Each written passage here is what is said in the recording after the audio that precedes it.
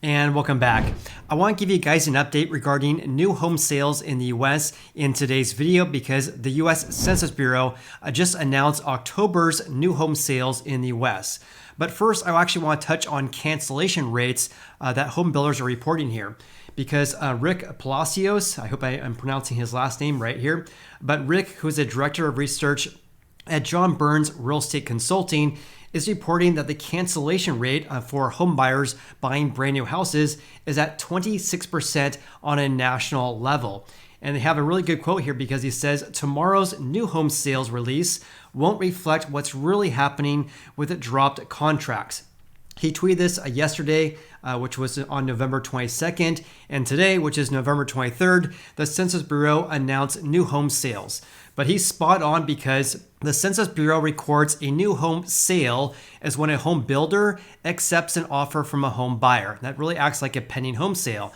However, though, those sales don't take in consideration cancellation rates by home buyers. So according to John Burns Real Estate Consulting, the cancellation rate right now is at 26% on a national level. And look how big the cancellation rate or how high the cancellation rate is right now compared to the past 4 years. So they have the orange bars right here is every October going back to 2019 for nationwide cancellation rates. And right now the cancellation rate is 25.6%, far above last month, which was at 20.4%, and also far higher than the past few years as well, because back in October 2021, look at that, the cancellation rate was only 7.9%, now it's 26%. And also pre-COVID back in October 2019, the share was about 10.9%. So the cancellation rate right now is almost 3 times the share or 3 times the amount we saw back in October 2019. Rick also provided the cancellation rates by region as well. And he reported that the Southwest had the biggest cancellation rates at 45%, followed by Texas at 39%. So the national level right here, 26%. 1 year ago was 8%. Look at this, the Southwest, 45% right now, whereas in October 2021, the cancellation rate was only 9%. That's absolutely insane. What's that, 5 times the rate compared to 1 year ago? Texas, 39% right now compared to 12% last year. And look at this, the Northwest, 30% right now, compared to 7% 1 year ago. So more or less 3 times, almost 4, or actually more than 4 times the rate from 1 year ago. And in Northern California, the rate was 11% 1 year ago. Now it's 26%. And all these metrics, look at this. Southern California, the cancellation rate 1 year ago was only 4%. Now it's 24%. So 6 times the amount from 2021. Absolutely insane. The only metro or the only area or region that really didn't have too much of a difference was actually in the Northeast. Last year, 9%, and this year the cancellation rate is only 11%. Now, I want to mention this at the beginning of this video because the numbers I'm sharing with you guys today, I'm going to be actually sharing the Census Bureau's report regarding new home sales in the US. And I want to mention this because Rick is absolutely right because the cancellation rates we have right now is not included in their data from the Census Bureau here. So let's go ahead and talk about new home sales in the US. And here's what their forecast was, or the street's forecast for new home sales on an annualized basis. The forecast was only 570,000 new single-family home sales for October. But it came in at 632,000 for October, again on an annualized basis. So well above expectations for brand new home sales of new single family houses. And here's the actual report from the US Census Bureau that was just announced on November 23rd for new home sales for October 2022. Again, this only includes brand new single family home sales. And again, just like I mentioned earlier, they define a new home sale as when a deposit is taken or when a sales agreement is signed between the home buyer and home builder. Therefore, this is really acting more like a pending home sale and not a closed home sale. And because of this, a lot of these figures in today's video here regarding new home sales are probably overstated because they're not accounting for cancellation rates. In any case, let's have a look at new home sales, then housing inventory, and also home prices as well in today's video here. So let's talk about houses that actually have sold. Again, more of a pending home sale, more of an early indication of home buying demand, not indicative of cancellation rates here. So at 632,000, again, that's a seasonally adjusted annualized rate for October. That's about 7.5% above last month, which is of course September, but still down 5.8% from October 2021. What's really caught my attention regarding this as well is that the numbers here varied greatly by region, because in the Northeast, look at these gains.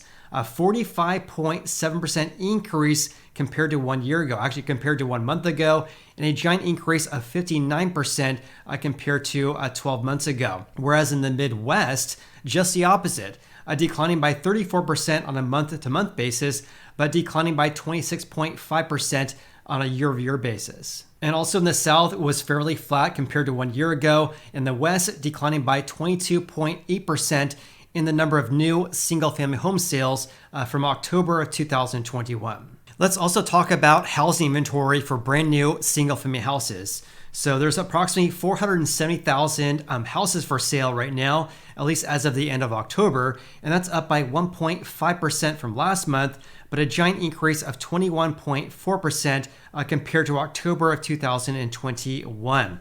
So 470,000. Have a look at this. This is on Uncle Fred's website right here at 470,000 right now. These numbers, by the way, are in thousands of units. Have a look at this. For 470,000 houses for sale, this is actually the highest level we've had going back all the way until right here, March of 2008. In other words, housing inventory for brand new houses right now are at the highest levels since March of 2008. Let's also talk about the month supply of brand new houses right now, because the month supply as of the end of October is 8.9 months for brand new houses.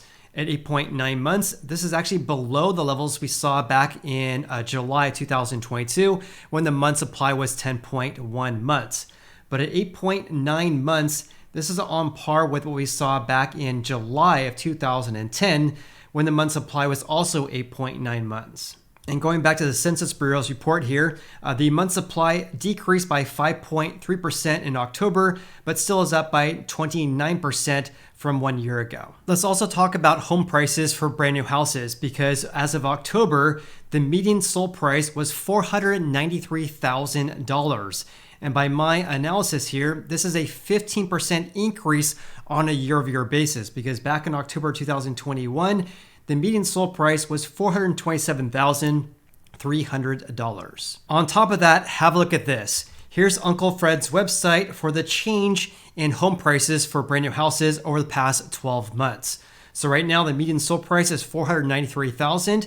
The median sold price in the US has now increased for the past 2 months in a row. But that's not the biggest story here, because look at this. Based on my analysis right here, the median sold price in the US for brand new single-family houses is at an all-time record high at $493,000. This actually beats the previous record high that we saw back in July 2022, when the record high then was $478,200. Now let's talk a little bit about why home prices increased so much compared to 1 month ago and also compared to 1 year ago. And part of that is due to the mix in home sales. So have a look at this. Here's the percent of houses that sold by price range.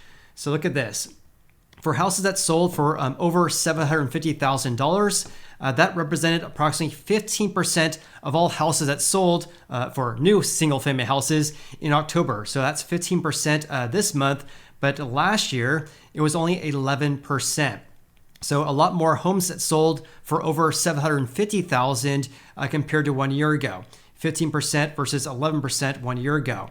Also in the range of $500,000 to more or less $750,000. The percent was 33%. So approximately 33% of all single-family houses that sold, or brand new houses that sold in October, came from that price range here. But 1 month ago, the share was 27%. Also 1 year ago, it was 22%. In stark contrast though, we're seeing fewer houses selling in the more affordable range. So in October, 18% of all home sales in the range of $300,000 to $400,000 was 18%. Compared to September, though, that ratio or that share was 27%. And also back 1 year ago in October 2021, the share was 25%. So far fewer houses that sold in this price range, which is obviously much lower than the highs we're seeing right now, or the median sold price at $493,000. Also for houses in the range of $200,000 to more or less $300,000, 1 year ago, the share was 16%. Now it's only 10%. So one of the reasons why we may be seeing this huge increase in home prices compared to 1 month ago, and also compared to 1 year ago, when the median sold price was $427,300, may be due to the fact we're seeing fewer home sales in the more affordable range, and yet more home sales in the more expensive price ranges. Let's also talk about the total number of houses that sold and also the number of houses for sale by stage of construction. Let's first talk about houses that sold. Again, this is a lagging indicator though, because this is really acting like a pending home sale when the home builder accepts an offer from a home buyer. So houses that sold, again, on an annualized basis, is 632,000 for October. The vast majority of these houses that sold though were actually under construction. So out of the 632,000, 263,000 came from houses under construction that sold, whereas only 185,000 came from houses that were actually completed that sold. Now here's something that really caught my attention, because look at houses that sold that were not yet started. This is more or less when a home builder accepts an offer from a home buyer for a dirt lot, and the house is going to be built in the next 6 to 12 months. So that's 184,000 on a seasonally adjusted annualized basis for October, which is the highest levels going back to January of 2022, when at that time there was 212,000. Now I said this 1,000 times, but in my personal opinion, it's very risky putting a deposit down on a dirt lot in which you don't know what your housing payment's going to be once a house is being built. Because in general, you can't lock in your mortgage rate until the house is much closer to being completed. I'm guessing the vast majority of these folks have not locked in their mortgage rate yet. And therefore, because they haven't locked in their mortgage rate, they don't know what their final housing payment's going to be. And in my personal opinion, that's very risky. What do you guys think? Comment below. Let's also talk about the total number of single-family houses for sale by stage of construction. So again, there's approximately 470,000 houses for sale right now that are brand new single-family houses. And out of that 470,000, 111,000 are not yet started. And I believe this is an all-time record high. 111,000 houses not yet started but are for sale. There's a very important thing I want to mention regarding this though, is that 111,000 right now may include houses in which builders have pulled permits. In other words, they have an authorization to build a house, but they're opting not to start construction. So the house is really not technically for sale because they're just waiting out this housing market, given all these headwinds that home builders and of course home buyers are facing right now. Also, here's something that really caught my attention as well, because look at the houses for sale. The vast majority of these houses that are for sale came from houses under construction. That's 298,000 out of the 470,000 that are for sale right now. Another interesting trend that we're seeing right now that I've been reporting to you guys for quite some time is this increase in completed houses that are for sale. So for October, that was 61,000 new single-family houses that are completed, yet they're still for sale. And this has been increasing more or less every month this year.